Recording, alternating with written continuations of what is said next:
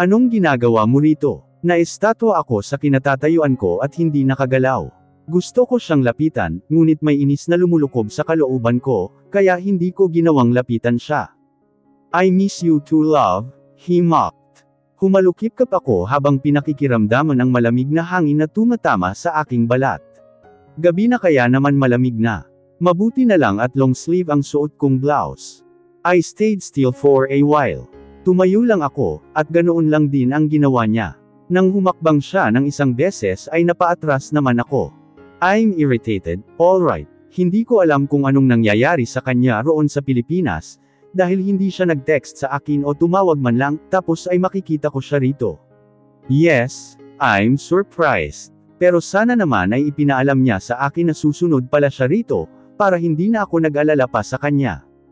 Kumunat ang noo niya dahil sa ginawa kong pag-atres. Why, aren't you happy that I followed you here?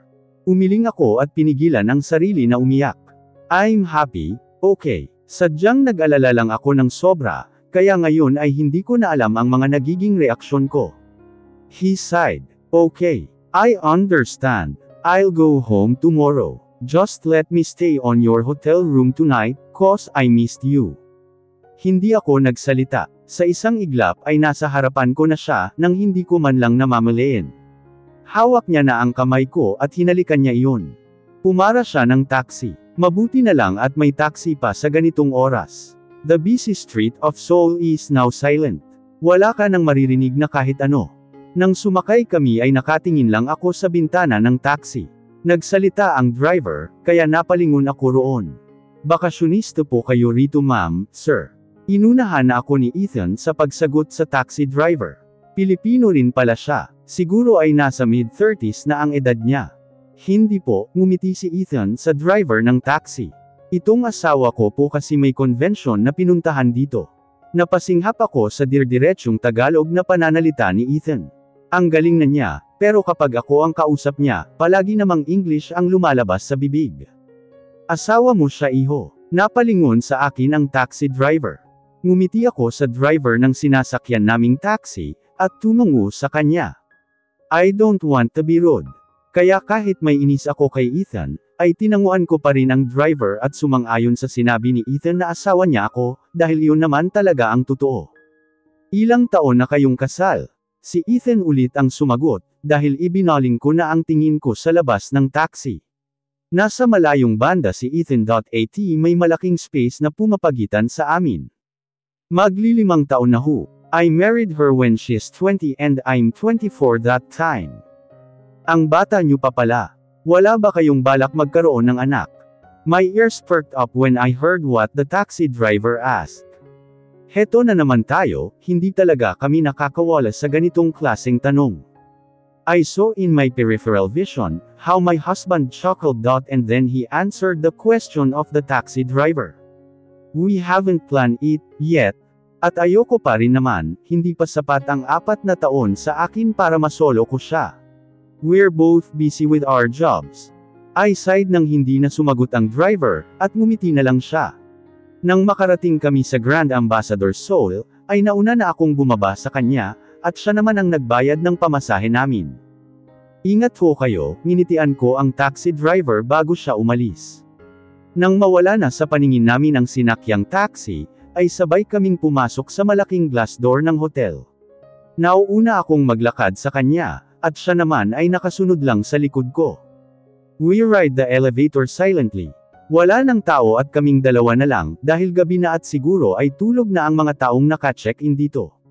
Ethan took the opportunity to hold my waist, habang hinihintay naming makarating sa floor ng hotel room na tinutuluyan ko. Hindi ako gumalaw nang mas lalong humigpit ang hawak ni Ethan sa akin. He pulled me near to him and he kissed my hair. Napapikit ako dahil sa ginawa niya. I really miss you, love. Please, don't get mad at me, bulong niya sa aking tenga. Nilingon ko siya at saka tiningala. I'm not mad. In a blink of an eye, his lips are now savoring mine. Hinarap niya ako sa kanya, at mas pinalalim pa ang halik. I opened my lips so he can move his tongue inside. Napadilat ako nang mapagtantong nasa elevator kami at naghahalikan. I felt hot suddenly. It's odd. Humiwalay ako sa kanya nang marinig ang tunog ng elevator, hudyat na nasa tamang floor na kami.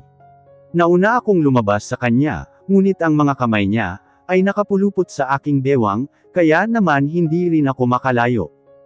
I inserted the card so that we can get inside. Nang makapasok kami, ay mabilis niya akong pinaharap sa kanya, at hinalikan na naman ako. Hawak pa rin niya ang aking bewang, at pinipirmi ako sa aking kinatatayuan. Bumaba ang halik niya sa aking leeg na naging dahilan, upang mapasabunot ako sa kanyang buhok. He pushed me through the bathroom, while still doing his magic on my chest. Napadaing ako nang tumigil siya at pinakatitigan lang ako ng mabuti. Still mad? Tanong niya. Umiling ako at mariin siyang hinalikan. Hindi ko na malayan na nakapasok na pala kami sa bathroom. Binuhat niya ako at pinasandal sa tiled na pader ng banyo. Bumaba muli ang mga halik niya sa aking leeg, papunta sa aking dibdib. Napatingala ako habang nakapikit, dahil sa ibang klaseng pakiramdam na aking nararamdaman. I still have my clothes on and he has too. Gusto ko siyang makausap ng maayos, ngunit kung nasa ganito kaming sitwasyon ngayon, ay mukhang malabong mangyari ang gusto ko kay Ethan, imbes na tawagin siya ay naging iba ang lumabas sa bibig ko. How can I talk to him if I can't control myself from sounding and I hate it? Love, hinihingal na ako dahil sa kanyang ginagawa. I'm still in his arms, at karga niya pa rin ako. Tumangala siya sa akin gamit ang nagtatanong na mga mata. Yes, Alea. His voice is full of desire and love. I don't know, baka pandinig ko lang yun, dahil yun ang nararamdaman ko sa kasalukuyan. Bumalik siya sa paghalik sa aking dibdib. Nakasuot ako ng long sleeve at maikling palda.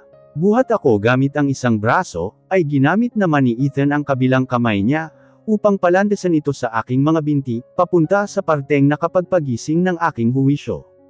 Put me down, please. We need to talk. Nang hihina na ang boses ko, pati na rin ang buong katawan ko. Dahil nakasuot lang ako ng maikling short sa loob ng maikling palda, ay mabilis niyang naipasok ang kamay niya roon. Mabilis niyang hinubad ang aking short at ibinaba ako. Nang makalapat ang mga paa ko, ay doon ko naisip na makakausap ko na siya ng maayos, ngunit doon pala ako nagkamali, dahil nang makita kong lumuhad siya sa aking paanan. Ay naubos ang pag-asa kung makausap siya. He doesn't want to talk, he wants to do something. What are you doing? Let's talk first. Panic is visible in my voice. Pilit kong pinapatayo siya, ngunit hindi ko magawa. Itinaas niya ang aking maikling palda, at saka ako tinignan. Hold the end of your skirt for me please. He seducingly smiled. I obeyed him. He slowly pulled down my thing, while intensely staring at me. Wala na akong nagawa nang halikan niya ang balat ko. His mouth is doing its magic my body, and it felt good. Ilang sandali pa ay tumigil siya at tumayo. Bibitawan ko na sana ang pagkakahawak ko sa aking palda, nang bigla niya namang ginawa na naging dahilan upang ibukas ko pa ng kaunti ang aking mga mata. Mabilis itong nagtatrabaho, habang hinahalikan niya ako at hindi ko na namalayang sinasabayan ko na rin pala ang bawat trabaho niya. Love, no more playing please. I demanded. Tumango siya at sa isang iglap, ay wala na akong anumang damit. He hugged his neck tightly when he started working. He works aggressively but with a passionate way. I can't help myself but to whisper. I love you and I miss you so much, Alea, he muttered. Hindi na ako nakasagot, nang maramdamang malapit na akong makaabot sa pupuntahan. In our 4 years of being married, hindi pa rin ako sanay kapag ganito si Ethan. At kahit kailan siguro ay hindi ako masasanay. He's not himself when we're doing this. I sighed when I felt something wash through me. Ganoon din ang nangyari kay Ethan, hinalikan niya ako sa noo at binuksan ang shower na nasa gilid namin. Let me clean you up, he smiled. Tinitigan ko lamang siya, habang kinukuha niya ang sabon at ni-rub iyon sa kanyang kamay. Ang kamay niyang may sabon ay hinapload niya sa aking mga braso, pababa sa aking binti. Pinigilan ko siya dahil baka kung ano na namang gawin niya. He chuckled. Don't worry, I won't do anything. I'll just clean you up. Ang pawis mo. Tumango na lamang ako at hinayaan siya sa ginagawa. Bumalik ang kanyang kamay sa aking braso, at pinadaos-daos niya iyon papunta sa aking chest. Napapikit ako nang marahan niya iyong pinisil. Akala ko ba ay papaliguan mo lang ako? Nangingiting tanong ko. Ngumisi siya at pinaikot ang mga daliri roon. Yeah, as if ganun nga lang ang gagawin ko. And he's at it again. Another mind-blowing happened. Nag-alala ako sa iyo ng sobra. Sambit ko habang pinapanood siyang ilagay ang 2 tasa sa center table. Tumingin siya sa akin. I'm sorry, I just want to surprise you. Kaya hindi ko sinabi sa iyo na susundan kita rito. Panipik. Kakatapos lang naming mag-shower. Ngayon nga ay makakausap ko na siya ng maayos. Habang nakaupo kami rito sa sala ng hotel room. Yes, I'm surprised pero naiinis pa rin ako sa iyo, sinaman ko siya ng tingin. Kinuha ko ang isang tasa na may lamang gatas na nakapatong sa center table. Tinimpla niya iyon dahil alam niyang iyon ang nakakapagpakalma sa akin. Pero kalmado na naman ako, kahit hindi niya ako timplahan ng gatas. Sa kanya pa lang, kumakalma na agad ako. Lalo na kapag pinapaandaran niya ako ng makamundo niyang gawain. He sighed deeply at marahang lumapit sa akin. Pinatayo niya ako, at inilagay niya ang aking mga braso paikot sa kanyang leeg, at ang kanyang 2 kamay naman, ay pumirmi sa aking magkabilang bewang. He swayed me left to right while he's explaining. Uuwi ako kaagad bukas, huwag kang mag-alala.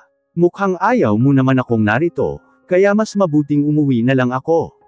But, I need a room to sleep tonight so please, payagan mo muna ako ngayon na manatili rito. I sighed. Unti-unti akong napangiti, dahil sa estilo ng pananalita niya. I like it when you speak Tagalog. You can stay here until I go back home. Sabay na lang tayong umuwi. Hinaplos niya ang buhok ng tumatama sa aking mukha, at hinalikan ang noo ko. Tumango siya sa aking sinabi. I'm sorry kung pinag-alala kita. Hindi ko naman iyon sinasadya. Tumango ako at hinawakan ang kamay niyang humahaplos sa aking pisngi. Hindi ko na namalayan ang oras. Dapat ay natutulog na ako ngayon, dahil may convention pa akong pupuntahan bukas, ngunit narito ako sa harap ni Ethan, at nakikipaglambingan sa kanya. At okay lang sa akin, kahit hindi na ako matulog, basta makasama ko lang siya ngayong gabi. Sorry din kung sinungitan kita pagkarating mo. Dapat ay hindi ko ginawa yun, dahil siguradong napagod ka sa biyahe. Umiling siya at saka ngumiti. Noong nakita kita, nawala lahat ng pagod ko. You are my reliever love. Talaga, yes. I'll admit that I got hurt, when you asked me what I'm doing here, parang ayaw mo akong makita. Pero isinantabi ko iyon. Ayokong sirain ang mood ko, kaya naman hindi ko nalang sinabayan ang kung anumang nararamdaman mong inis, o galit sa akin. I missed you and I can't get mad at you, even the way how you approached me a while ago is quite off for me. Mahina akong napatawa, dahil sa sunod-sunod niyang pagtatagalog. It's so cute. Okay na, tama na ang kaka-explain. Nagtampo lang naman ako sa'yo, dahil hindi ka man lang nag-text sa akin o tumawag. Ni ha, ni hu, wala man lang. Sinong asawa ang hindi magagalit? Tapos manggugulat ka na lang bigla, nandito ka na pala, napailing ako ngunit nakangiti na ngayon.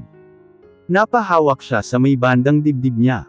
Nanlaki ang mga mata ko, nang napaupo siya sa sofa, at hindi na may pinta ang itsura. Namimilipit siya sa sakit at hindi ko alam kung bakit. Nataranta agad ako, hindi ko alam ang gagawin. Doktor ako ng mga bata, at hindi ng mga katulad ng asawa ko. Anong gagawin ko? Love, are you okay? Gusto mo bang dalhin kita? Tatawag na sana ako kay Doc Cascarde, upang sabihin ang nangyayari kay Ethan, nang hinawakan niya ang kamay ko at inilagay iyon sa dibdib niya. Ngumiti siya at mapupungay na ang kanyang mga mata. I'm in pain right now. Please take my pain away. Hinela niya ako paupo sa kanyang kandungan, at masuyong hinalikan. Wala siyang sakit. Nagbibiro lang siya noong hinawakan niya ang dibdib niya, na para bang may iniinda siya, na ang totoo ay wala naman talaga. Magaling talagang magbiro ang isang yun, pero hindi magandang biro ang ginawa niya. Natatawa na lang ako sa tuwing naaalala ko ang ginawang iyon ni Ethan. Akala ko talaga ay totoong may karamdaman siya, pero noong hinela niya ako at sinunggaban ng halik, ay doon ko lang napagtanto ang sinasabi niyang pain. Kailan ka uuwi? I miss you. Bumantong hininga ako, at naglagay ng lip tint sa aking labi. Manipis lang ang inilagay ko, dahil ayoko naman ng masyadong makapal. Naka-loudspeaker naman ang phone ko, kaya maririnig ko pa rin ang kausap ko. Ethan, nandito ka noong nakaraang araw, at kakauwi mo lang kaninang madaling araw. Magkasama tayo ng 2 araw, love. Kakauwi lang ni Ethan sa Pilipinas, at ako naman ay naiwan dito sa Korea. Kailangan kasi si Ethan sa university, kaya naman hindi na kami nagsabay na umuwi, dahil may 1 araw pa ako rito sa Korea para sa convention. Ugh, my head hurts, biglaan niyang sambit. Natigil ako sa aking ginagawa, at tinanggal sa pagkaka-loudspeaker ang tawag. Bakit? Ang akala ko ba ay nagbibiro ka lang? Not my head. Kumunot ang noo ko. What? The other head there, he chuckled. Stop frowning. Napapikit ako dahil sa lumalabas na mga salita rito sa bibig ng asawa ko. Ibang-iba na talaga siya simula nung ikinasal kami. Bakit mo alam na nakakunot ang noo ko? Tak ang tanong ko. I just know. Tinignan ko ang oras sa aking wristwatch, at nakitang 10 minuto na lang at mag-uumpisa na ang convention. Love, ibababa ko na taha. Kailangan ko nang umalis. Can't you talk to me, while you're going to the convention? I sighed. Bakit ba ganito ito? He's so clingy since he went here in Korea. Love, I can't concentrate when I'm talking to you. At saka manggugulo ka lang naman sa akin, don't you have work? I have. Pero mamaya pa. I just want to hear your voice and talk to you. Napailing na lang ako, at nangingiting lumabas ng aking hotel room. I decided to talk to him, habang naglalakad ako palabas ng hotel. Naghihintay doon ang van na sasakyan namin, papunta sa Seoul National University Hospital. Oh, stop being so clingy. Uuwi na rin ako bukas. Can't you wait? Natatawa kong sambit. Kinukulit niya kasi ako na umuwi na, pagkatapos nitong convention. Just please, hindi ka ba pwedeng magpaalam kay Doc Cascarde na mauna ka nang umuwi? Natigil ako at naisip din yun.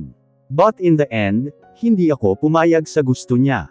Pwede siguro yun pero unfair naman sa ibang mga doktor na nandito. Kailangan kong sumabay sa kanila sa pag-uwi, para hindi ako masabihang pinapaboren ako ni Doc Cascarde.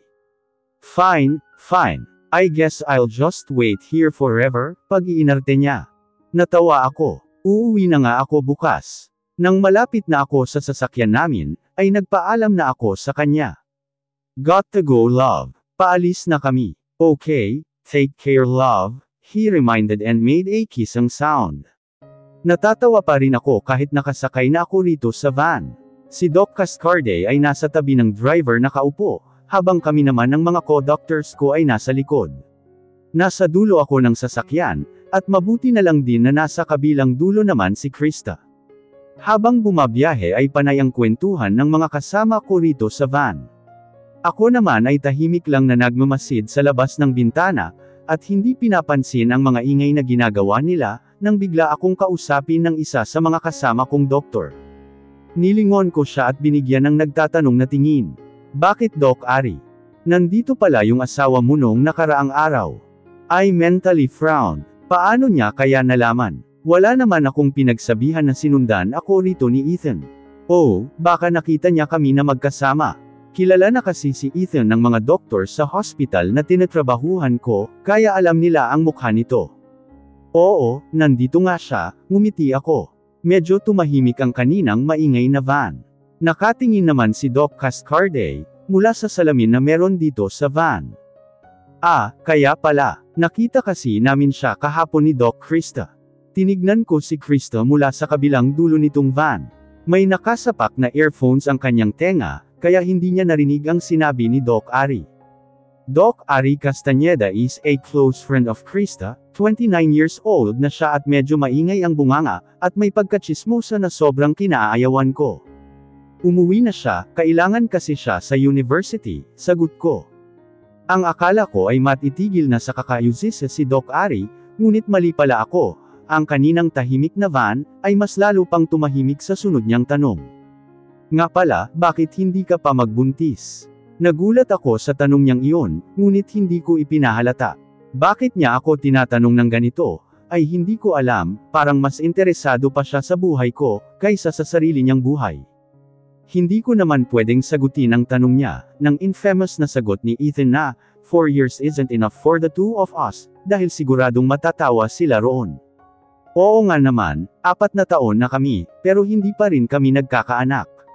Nakakapagtaka naman talaga, at kahit sinong nakakakilala sa amin, ay hindi maiiwasang magtanong ng ganoon. We haven't planned it yet, tanging sagot ko na lang. Kumunot ang noo niya, na para bang hindi iyon kapanipaniwala. Pero 4 na taon na ang lumipas, hindi niyo ba yun naisip? Gusto ko siyang tarayan, ngunit hindi ko ginawa, dahil masisira ang reputasyon ko sa harap ng mga kasama namin. Ang tanging ginawa lamang nila, ay makinig sa sagutan namin ni Doc Ari. I'm sure the time will come, Doc Castañeda. I address her on her surname, para maintindihan niyang ayokong pag-usapan ang paksang pinag-uusapan namin ngayon. When is that time, though? Hirit niya. Napapikit ako at pilit na kinakalma ang sarili bago nagsalita. Baka iba ang masabi ko sa kanya, at iyon pa ang maging dahilan ng pag-aaway namin. I wonder why you're suddenly interested with my life, Doc Ari, mahinang sambit ko. Kahit mahina lamang ang boses ko, ay siguradong narinig iyon ng lahat. Matagal bago nakasagot si Ari, at mukhang nabigla rin sa tanong ko. Ano ba ang masama roon? Totoo naman talaga nagtataka ako, kung bakit bigla na lamang siyang naging interesado sa buhay ko dati naman ay halos walang pakialam sa akin ang babaeng ito. Doc Castañeda, bata pa naman si Doc Alea, para magkaroon ng anak, she's only 24 si Doc Cascarde na nakisali na sa aming usapan. Baka ikaw ang kailangan ng magkaroon ng anak, lalagpas na ang edad mo sa kalendaryo, she jokingly added. Tinignan ko ang mukha ni Doc Ari, nang matapos iyong sabihin ni Doc Cascarde. Namumula ang pisngi niya, siguro ay dahil sa kahihiyan. Mas lalo pang namula iyon nang marinig ang mahinang pagtawa ng iba pa naming kasama. And for the record, Doc Castañeda, Doc Alea studied for 4 years in the med school, kaya paano sila magkakaroon ng anak ni Ethan, kung parehas silang busy? At saka bago pa lang dito si Doc Murphy. You should treat her well, co-doctors. I'll not tolerate that kind of manner, sambit ni Doc Cascarde sa seryosong tono. Napayuko na lamang ako, dahil sa sinabi ni Doc Cascarde. Yes, it's true that I studied med school for 4 years, at bago pa lang ako sa pinagtatrabahuhan kong hospital, ngunit magaan na agad ang loob ni Doc Cascarde sa akin. Siguro ay iyon ang dahilan, kung bakit hindi ako gaanong close sa mga kasamahan ko sa trabaho. Ang iilan lamang sa kanila ang nakakausap ko ng maayos, ngunit majority ng mga co-doctors ko, ay hindi ko masyadong nakakasundo. Ako ang pinakabata sa mga pediatricians na mayroon ng PGH. Nag-intern ako ng 1 taon sa hospital din na pinagtatrabahuhan ko ngayon, at dito nga rin ako nakapasok noong nakapasa ako sa licensure exam for medical doctors sa Pilipinas. Walang sumagot sa sinabi ni Doc Cascarde, at mabuti na lang ay nandito na kami sa Seoul National University Hospital, kaya naman medyo nakaligtas ako sa mga sinabi ni Doc Cascarde, nakakahiya yung mga sinabi niya kanina. Siguradong ganun din naman ang pinagdaanan nila noong nag-uumpisa pa lang sila. Sakto lang ang pagdating namin, dahil ilang minuto lang nang makaupo kami sa loob ng hall, ay nag-umpisa naman na ang convention, kaya nakatutok na agad kami sa malaking screen na nasa harapan namin. So, let's just summarize what we had discussed for the past 3 days, sambit ng MC ng convention na ito. Isa siya sa direktor ng Seoul National University Hospital. And he's fluent in English although his hometown speaks a different language. Patuloy ang pakikinig ko sa ginaganap na convention, nang tumunog ang aking phone na nasa bulsa. Ethan calling. Wrong timing naman ang isang to. Dahan-dahan akong tumayo sa aking kinauupuan, para hindi may istorbo ang nandito sa loob ng convention hall. Hinanap ko kaagad si Doc Cascarde na kasalukuyan din palang nakatingin sa akin. Sinenyas ko ang aking cellphone, at nang tumango siya ay dali-dali akong lumabas, para sagutin ang tawag ng asawa ko. Tumabi ako sa isang gilid. What? Medyo malakas kong sambit. Malakas din kasi ang speaker sa loob ng convention hall, at rinig na rinig ang boses ng MC mula sa kinatatayuan ko. Love, please go home now. I'm sick, he whispered. Kumunot naman ang aking noo. Parang kanina lang ay okay ka pa ah. Ano bang nangyayari sa'yo Ethan? I think I'm pregnant, he murmured. Ang akala niya siguro ay hindi ko maririnig yun.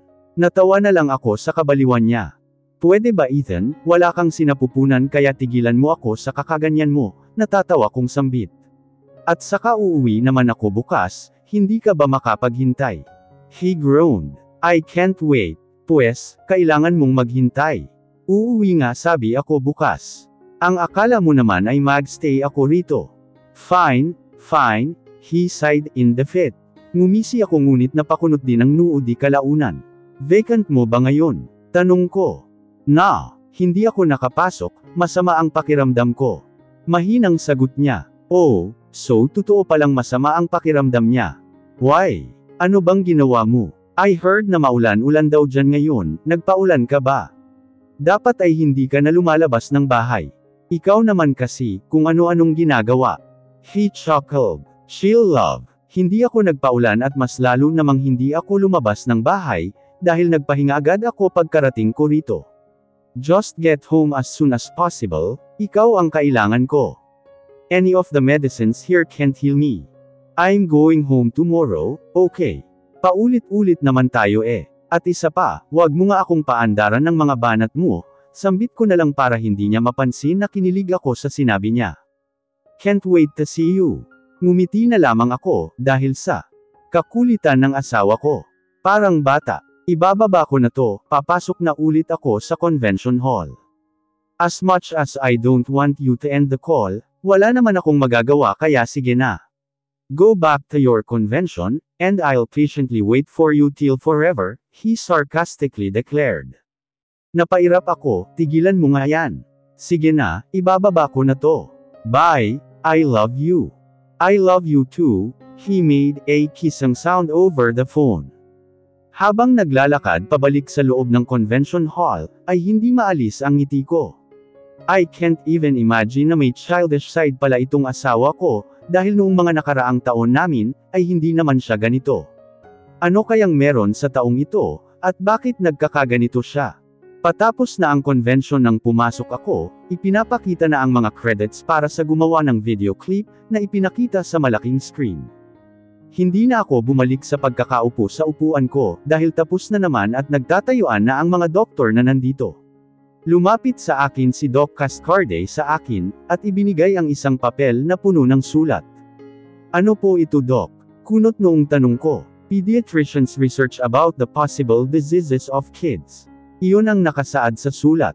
Kumunat palalo ang noo ko, dahil hindi ko maintindihan ang ibig niyang sabihin, kung bakit ibinigay niya ito sa akin. Bukas, magtatanong si Director Sunny Igo, kung ano ang napag-usapan dito sa convention. Nandyan lahat ang important terms na ipinaliwanag kanina, habang wala ka, pag-aralan mo para makahabol ka, dahil alam ko namang kinausap ka ng asawa mo. Mukhang gusto ka na atang pauwiin. Panipi. Ilang akong ngumiti. Nakakahiya naman kay Doc Cascarde, dahil ginawan pa niya ako ng notes para makahabol. Thank you Doc.